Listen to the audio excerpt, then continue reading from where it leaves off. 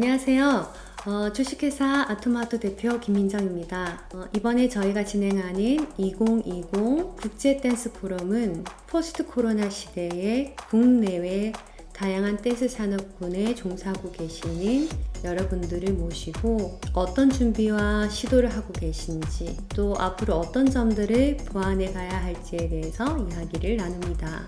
다양한 나라, 다양한 댄스 산업군의 리더로 계시는 분들의 이야기를 들어보며 우리들의 고민을 나누고 또 새로운 가능성을 모색해 보았으면 합니다. 포스트 코로나 시대에 우리 모두 힘든 시기지만 위기를 기회의 변곡점으로 삼고 다양한 도전과 혁신을 더 나가는 계기가 되었으면 합니다. 저희 아토마토 컴퍼니는 예체능 전문 문화예술 정보와 여러 교육 서비스를 제공하는 플랫폼 그립바를 운영하고 있습니다. 그립바는 열정과 투지의 그립과 밸류의 가치, 열정과 투지의 가치를 담는 곳이란 뜻을 담고 있습니다. 이번 글로벌 댄스 포럼을 시작으로 하여 다양한 문화예술을 통하여 즐거움을 얻고 양질의 정보를 지속적으로 제공받을 수 있도록 이벤트와 공연, 여러 프로모션을 그립바를 통해서 지속적으로 찾아뵙도록 하겠습니다.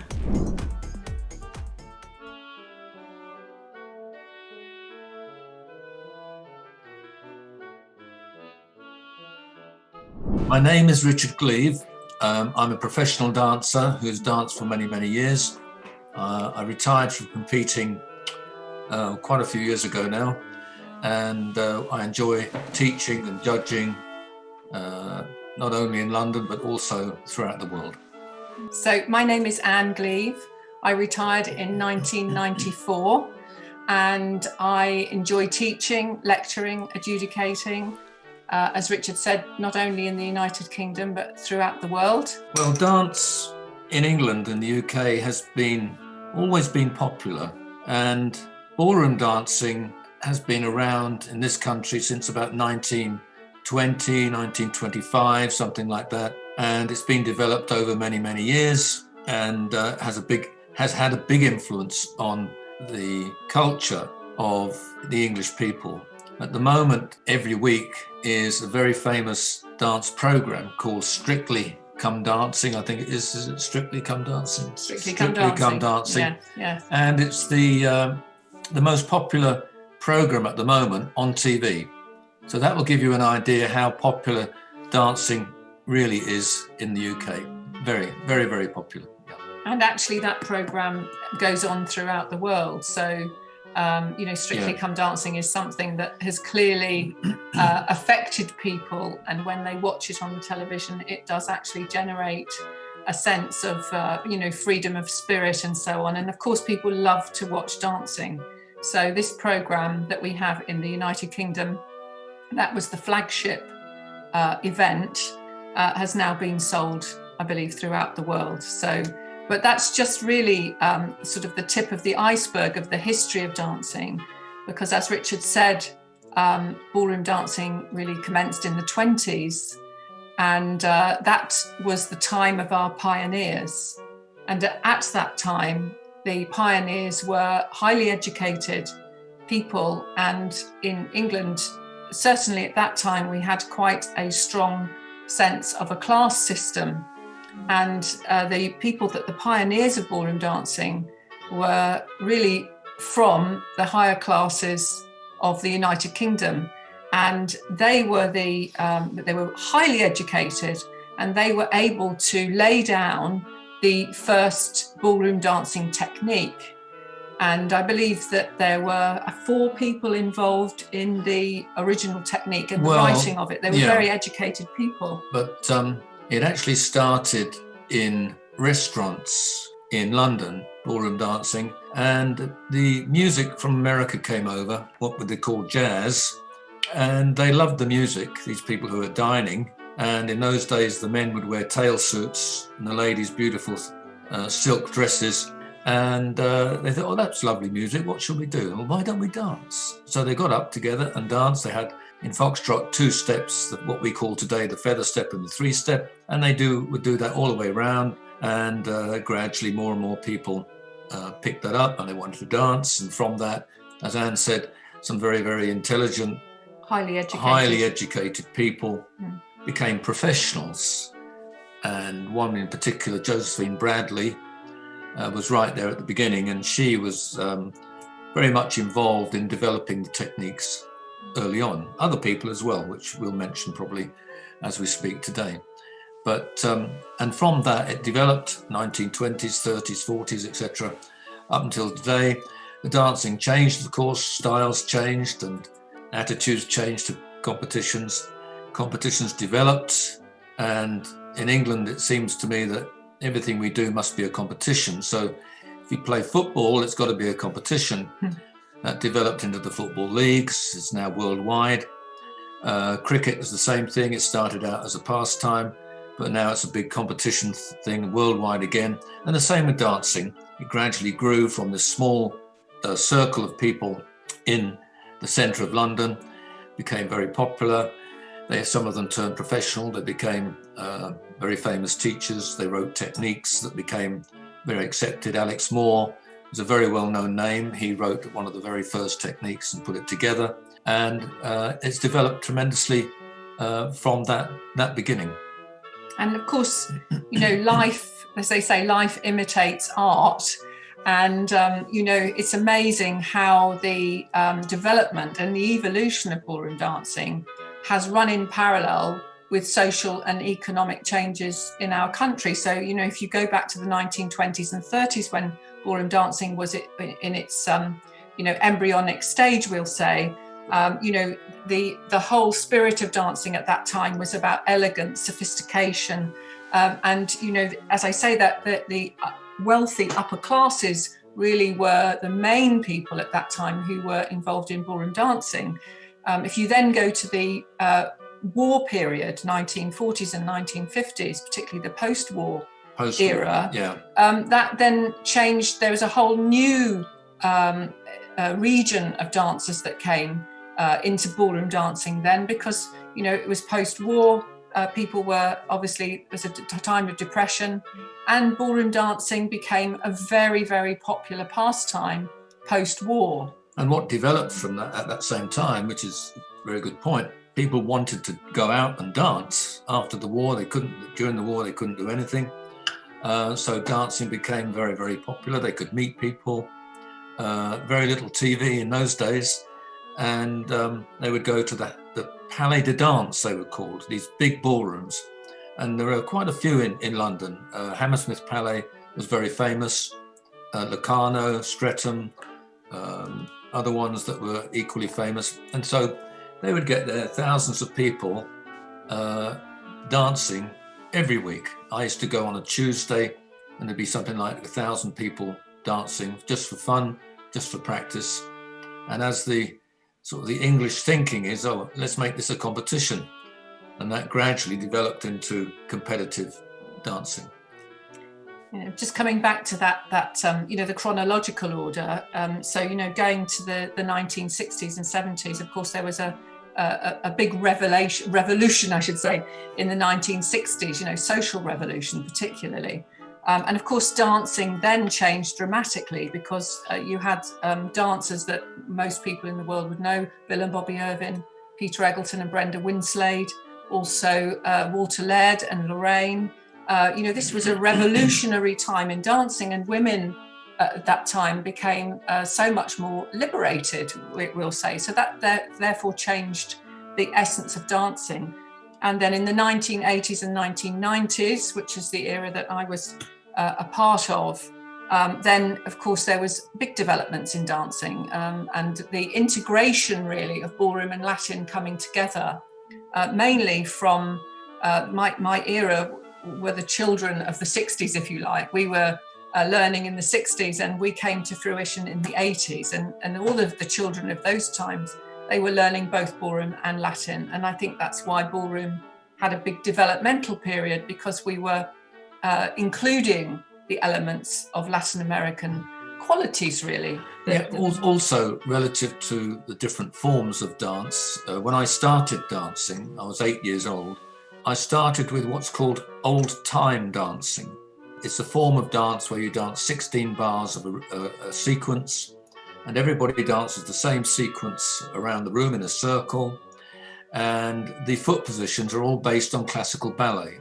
As a junior, that's what I learned. I did the what's called old-time dancing, sometimes called classical dancing these days, until I was about 16, 17, something like that. So we had these different forms of dance that came and influenced each other. So old-time dancing was influenced by ballet, and then it went into modern or ballroom as it became, with the different music coming in and different steps, etc. The feet stopped turning out like classical ballet. They started to become parallel.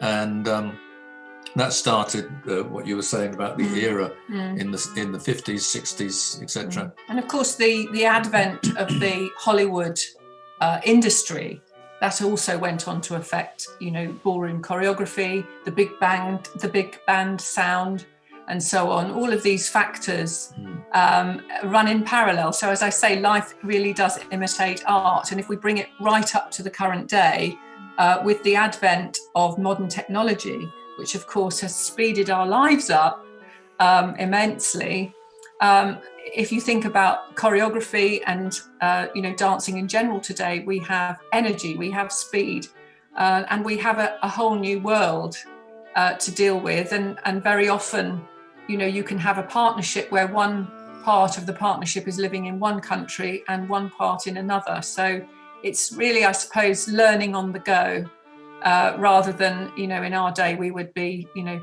dancing together, living together, and, therefore all the time in the world for perfection. So I think things have certainly changed. There's a rapid learning process, and that has gone on to affect, the dancing that we see today. So that's my point, really, that in the evolution of dance, certainly life imitates art. Yeah. And people, just after the war in the 50s, people like Wally Fry and Violet Barnes, Len Scrivener, Nellie Duggan, Sonny Binnick and Sally Brock, they were the great champions in the 50s and maybe slightly into the 60s.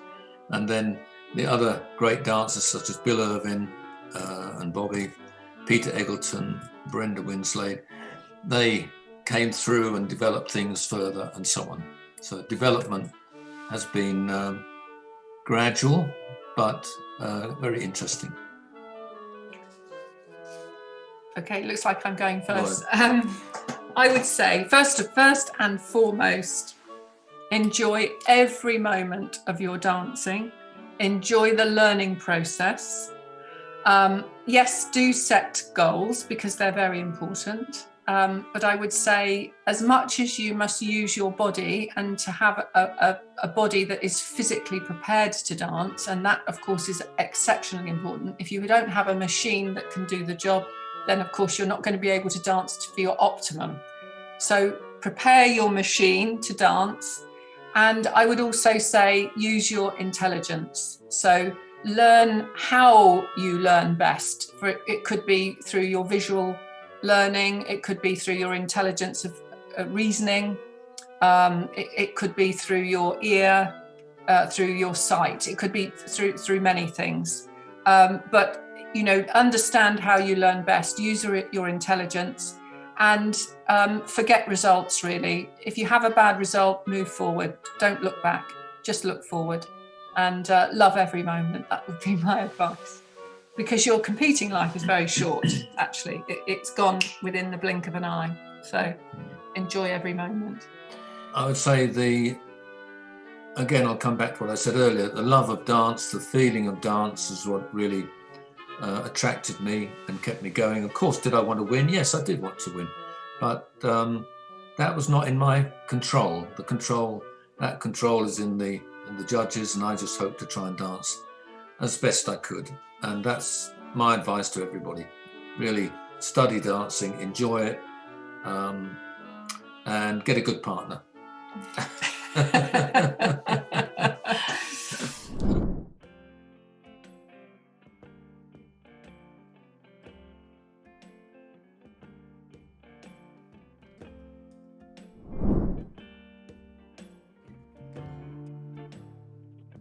Well, greetings to everybody in Korea and everybody else. And I'm very honored to be asked to participate in this series. The Arthur Murray Dance Studios are a very famous organization with history dating back to 1912. So at this moment, we're 108 years old, and soon, next year, we'll be 109 years old. And the organization was started by Mr. Arthur Murray, who was an innovative man and loved dancing. He was an electrical engineer. He did a lot of very interesting things as a young man, and eventually decided to take lessons with Vernon and Irene Castle, who were famous dance teachers in the United States at that time. And then he decided he would open his own studio, which he did in 1912. And he became a very social celebrity in the United States, because at that time there were not that many people teaching dancing, but dancing was expanding tremendously and people were very interested in it. And then you had the Roaring Twenties and the things that happened. And then he started an Institute of Social Dancing, which people took lessons from him.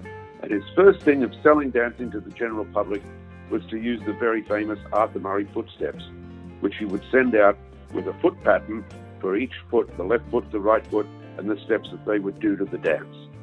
Now, we must remember also that the dancers were limited in those days to pretty much the smooth dancers and the fad dancers, like the turkey trot, which became the forerunner of the foxtrot. So all these dances were quite different. We didn't have any Latin dancing in those days, so it was fairly easy to send out the foot patterns so people could learn. And what he did was very interesting. He would send out the left foot first, and when the people paid their bill for it, he would then send out the other foot. So he was a very smart man in many, many ways, and he attracted so many celebrities to his studio. He taught the Duke of Windsor, the man who was going to be the King of England, and abdicated, and he taught many other great social celebrities in his studios in New York City. Then in 1939, he decided that he would franchise his name. So there's a lot of history there. And of course, after the Second World War, dancing had a tremendous impact on everything socially in America and all the rest of the world as well. So then Mr. Murray, in 1950, as television was becoming very popular, was able to construct the Arthur Murray Dance Party, which was very much like you would see on Dancing with the Stars today. He would bring in young talent, celebrities who wanted to get further in the celebrity business, and they would dance with an Arthur Murray instructor on television. He would give a lesson, and the winners would be decided by public applause.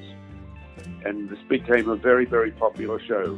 And for 10 years, it was the most popular show in America. And so that built the business up tremendously.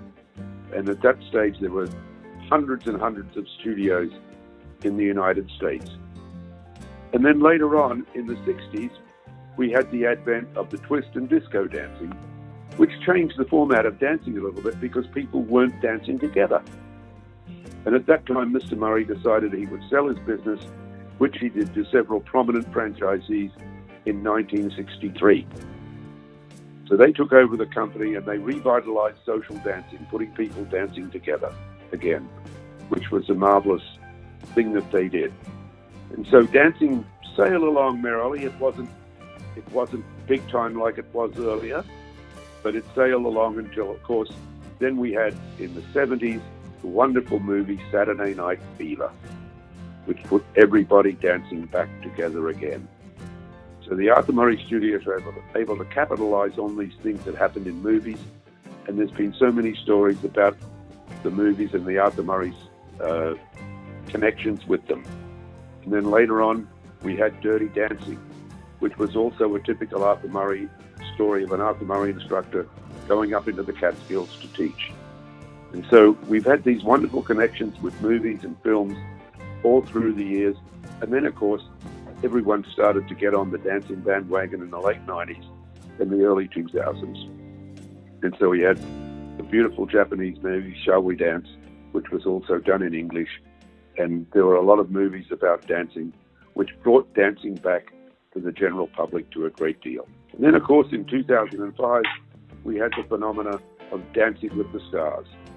And Dancing with the Stars, which was the spin-off of Strictly Come Dancing in the UK, became so popular in the United States, and people were flocking to the studios again. So there's a very interesting story about that, actually. The genre that comes from, which was an Australian movie called Strictly Ballroom, was all about a man who was a teacher at Arthur Murray's in the Sydney studio in New South Wales, Australia, a gentleman called Keith Bain. And he taught for many years in that studio, and later on he became a lifestyle coach, and he taught many very famous people. Many movie stars have taken lessons at Arthur Murray. Some didn't want to say their names, but Jane Fonda comes to mind, and many other people like her. And Pierce Brosnan was taking lessons for a long time in the Arthur Murray studio in Beverly Hills. So we've now grown from probably down to 170 studios in the 90s to now 278 studios as of today. And I'm very proud about what we've done. We're in 23 countries throughout the world, mainly in the USA. We're still very much more USA-based, but many studios in Australia, in Japan, also in many parts of Europe and the Middle East. In England, in Italy, we have 12 studios, which is wonderful. And we have studios in Jordan, in Dubai, in Abu Dhabi, Cairo in Egypt. So we're well based across the world. So that's where we are now. As I said, we're at 278 studios, and we have a very rich history of being involved in dancing. And some of the great dancers in the world have been involved in the Arthur Murray studios. People that you would recognize who created and changed Latin dance, and Vernon Brock and Beverly Donahue were Arthur Murray instructors. Sam Sedano was an Arthur Murray instructor. Bobby Medeiros was an Arthur Murray instructor. Larry and Betty Silvers. Many of these people have had great impact on dancing over the years. First got their training in the Arthur Murray organization, and we're very, very proud of that. But I would say, without any doubt, we're the world leaders, and that's something that we should be always careful of. We want to always send the right example to everybody and make sure that we do the very best for dancing and for all people involved in it. Well, it's been very interesting what's happened, actually, because as you know, the pandemic hit the United States and most of the rest of the world after China in late January and early February. And we were locked down in the United States from March, generally for about 4 months in most places, but still in some states, we're still locked down. So many of the studios have been only open sporadically over the last 10 or 11 months. But they've all learned to teach virtually. We've only lost a couple of studios that had to go out of business, unfortunately. But we've also gained some studios because there's some studios open. At the end of last year, we had 280 studios, and as of today, we have 277. So the studio owners have adapted greatly to this change, and they were able to get people to come in and virtually. And now it's changing again as people are getting back. And even though business has suffered as a great consequence because of being closed for so long, I think we're on a good path to recovery. So I worry about competition dancing all over the world because we won't be able to really get back to top flight level of competitions until we can all take the vaccine. But that's also changing. So that would be my position there. Hopefully the vaccine will change everything.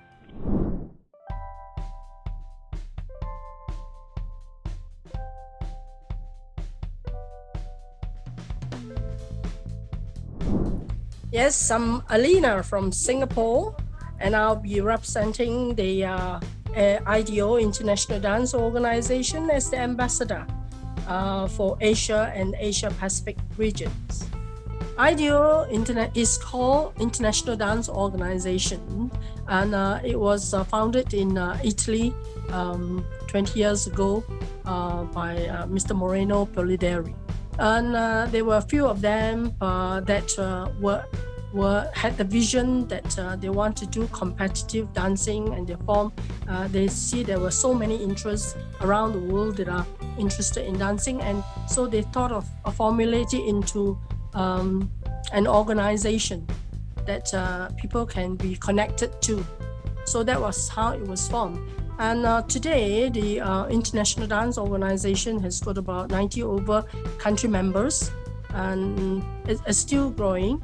And my task as the ambassador for Asia Pacific is because that I have introduced countries like Indonesia, Malaysia, Philippines, Taiwan, and Singapore, India, Sri Lanka to be interested in IDO and to be connected with IDO. IDO is more concentrated in Europe, and I have been the main person that introduced IDO in Asia and Asia Pacific regions, because I'm more familiar being with the world of dance in the ballroom section for past 40 years. I thought it would be a good idea to bridge the many different dance genres that the IDO offers into our ballroom world, because dancing is not just about ballroom and Latin. There are so many types of dances and different dance genres that you can exchange, So I thought it would be a great idea to introduce to Asia, and so that's why the president, the current president, Mr. Marko came to Singapore and visited me, and we had a chat, and we explore the opportunities. So I, being familiar with the Asia and Asia Pacific region, being the vice president of Asia Pacific for many years, and I'm very familiar with my traveling around Asia Pacific regions, and I have many contacts. So I thought it would be a wonderful opportunity to bridge IDO in Asia and Asia Pacific. So having introduced this Asia and Asia Pacific region IDO, I managed to introduce to countries like Philippines, Jakarta, Taiwan. Korea was already a part of it, and then later part I had Malaysia also entered into this IDO, and now we see a growing interest of countries that are interested in IDO. The reason why is, as I mentioned, there are so many different types of dances that are involved. That is why they are divided into different departments. First, you have the performing arts, where you have the ballet, and jazz sections. So what we will do is that because there are so many different types of dances that are involved, so we will sort of have different dance disciplines, the people who are specialized in that disciplines to manage that dance disciplines.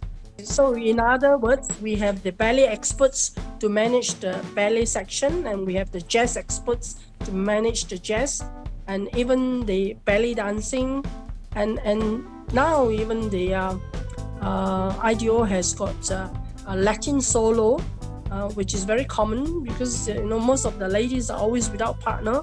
So the only way to keep dancing is you can still do solo dancing or synchronized dancing.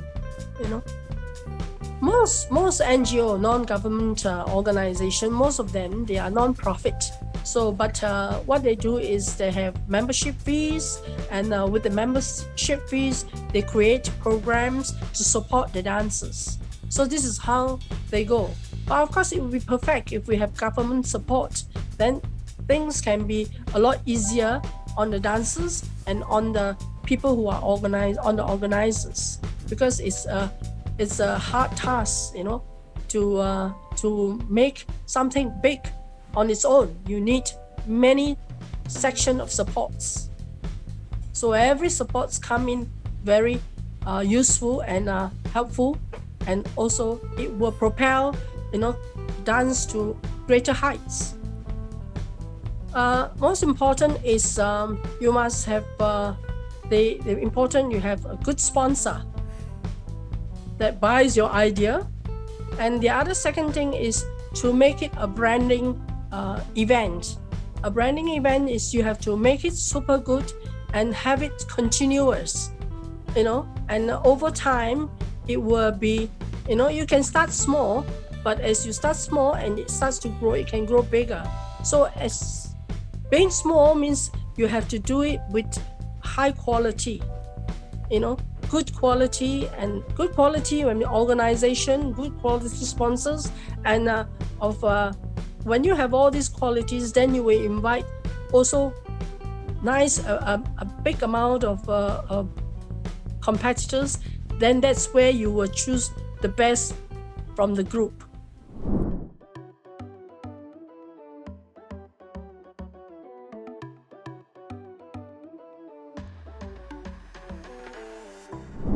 Hello, I am Caterina Arzenton, coming from Italy.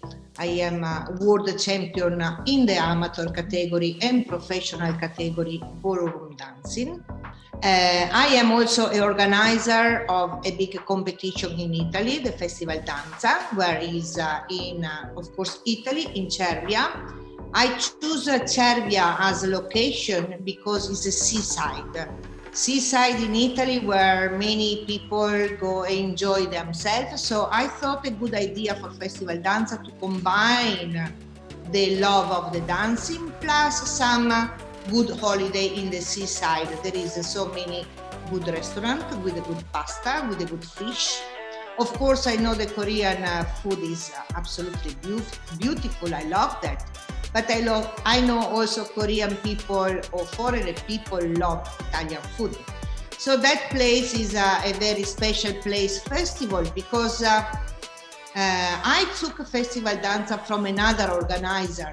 Festival Danza, the age of the Festival Danza is nearly 17 years old. Before me, it was another organizer, and he chose the location, of course, for the holiday, to make people going there to dance and enjoy. When I pick up the competition, I thought the idea was absolutely perfect and very good. To visit Italy, Cervia is close by San Marino, where is we can call another country. It's not Italy, it's San Marino. So it's beautiful to go and visit that. Therefore, the choose of the Festival Danza location is mainly enjoy yourself with the dancing and with the holiday. But of course, I am more focused on the dancing. Therefore, the competition is a big competition, international competition. I have many countries coming over from all around the world, the USA, Korea, Japan, China, England, Germany. I can go on and on. Nearly all the world is present there. And the feedback I have from people is really because they really enjoy the Italian food, they enjoy the atmosphere of the competition, and therefore they choose because it's a quality comp, but it's also a quality life. Organizing the Festival Danza in Cervia is a very good economy for all that area because it's in June. The holiday did not start yet in Italy, so it's not busy time yet for holiday for, let's say, call it normal people. So the hotel organizer and the government of Cervia, Emilia-Romagna, we take so many hotels and people coming over for the competition. The competition is 4 days comp, but the people coming for a week or sometimes people stop there for 2 weeks. So it's very good income business for the local people where they have at that moment not full hotel or not full restaurant. Therefore is a very, very good business also for the government in that area. I talk between me as an organizer and the government and the group association of the hotel where they asking to increase always more. But for them it's very difficult to help the organization. In Italy they don't have so much the mentality to help the organizer. They are very happy once we finish, but before that it's quite difficult to get them involved. But of course we still have meetings because of course they are happy to increase the business in numbers, but I must say that for them, without put any effort, they did have anyway good business, but they keep saying, please don't leave, please don't go away, please don't change the place, because for us it's very important. Yeah, it's very good and interesting for the government, absolutely. Don't give up dancing. This is not finished. The dancing we will continue. It's not so far away. We will get there and we will be more happy than before because we will appreciate it more and we can express more. And when you will touch the floor, you will express yourself. Go with the rules in the technique, but take out your soul. Take out your smile if you want to smile. If you don't want to smile, don't smile. It's not an obligation. There is no rules. Listen to the teacher. Find a person where you really trust. And if these people you trust, they say no good, you work more hard. If this person you trust says this time was good, enjoy because these people, this person, he will tell you the truth. This is what I want to tell to the new generation.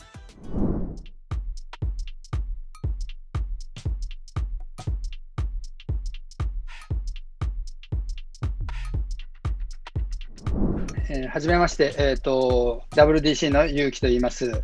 僕は日本でダンスの活動を約30年ほどやっていまして、そのダンスの活動の中にダンススタジオの経営、あとはダンスイベントの運営、あとはアーティストのステージングなどを主に仕事としてやっています。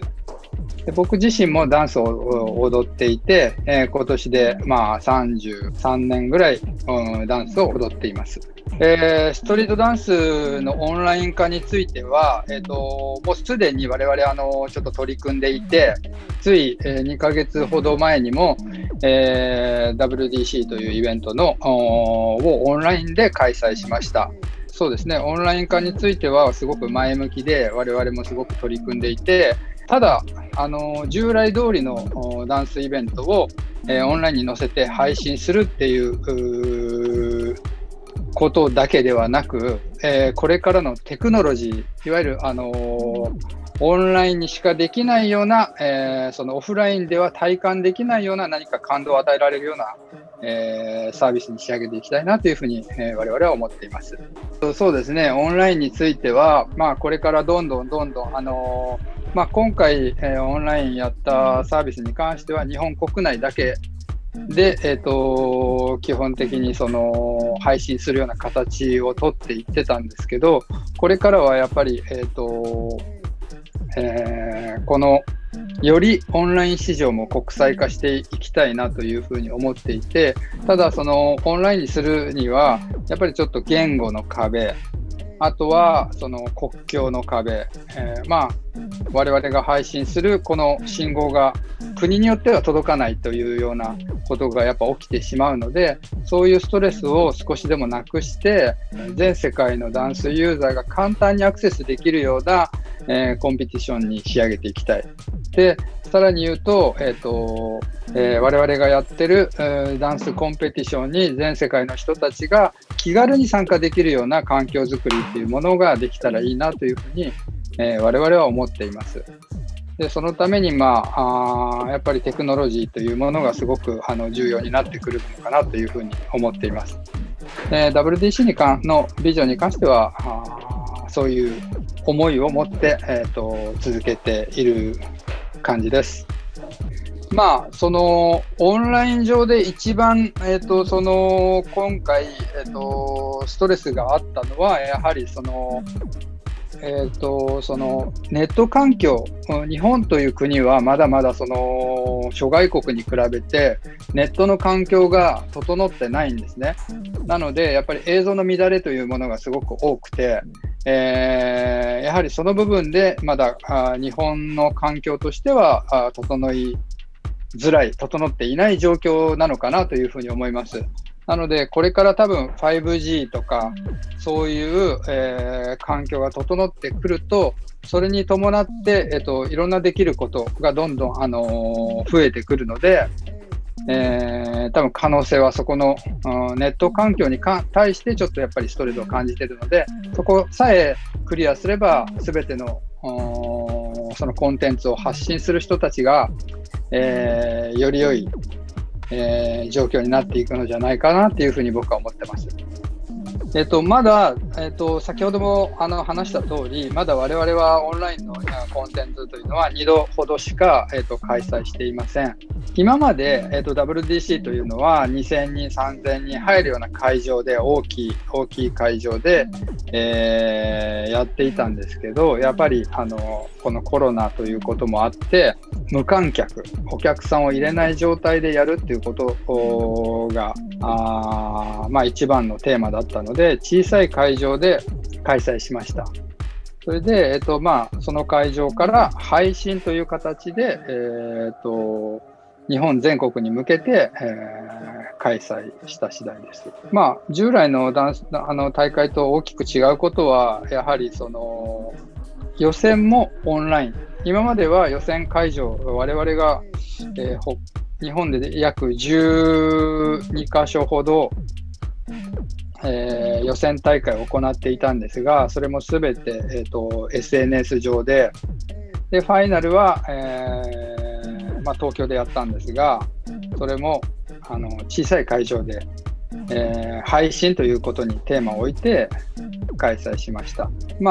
通常であれば、その会場に2000人、約3000人ぐらいの人が入るんですけど、今回やってみて思ったのは、もうすごくちっちゃい会場だったんですけど、そこに配信を見てくれてた人たちが、やっぱそれ以上の視聴者がいたことにちょっとびっくりして、はい。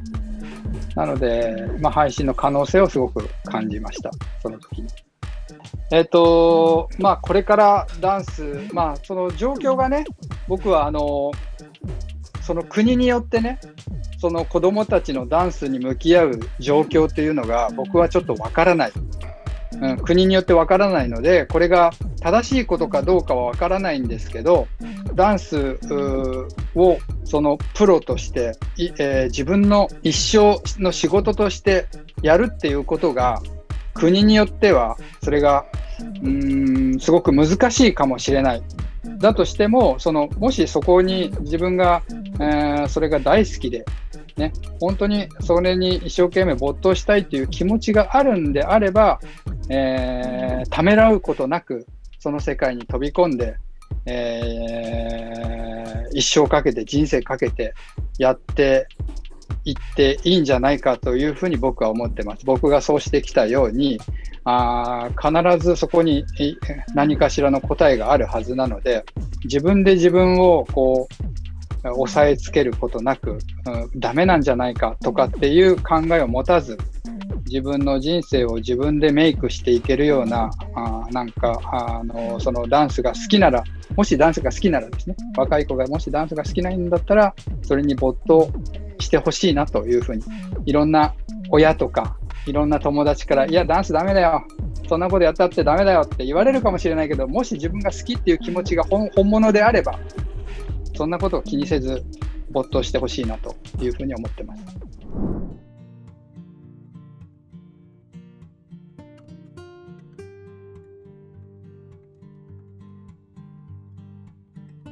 My name is Marko and I'm 39 years old and I come from the city of Zagreb, which is the capital of Croatia. I'm in the dance industry for more than 30 years, finishing elementary and ballet and jazz school of dance in Zagreb. Being amateur and professional competitor in Latin and ballroom dance, I have also been connected with a contemporary and exhibition style of dance. I have finished all my basic education, elementary and high school, as well as masters here in Zagreb, and I'm currently enrolling for the PhD study in London. Well, nowadays it is very important to provide certain activities that can actually help the dance industry in whole, as a teacher, performers, and not to even mention the event organizers itself. There is several reasons why I think it is very important in a pandemic to stay positive, to stay, to actually continue our line of work as such, because currently we cannot do what we have been doing in the last 30 years.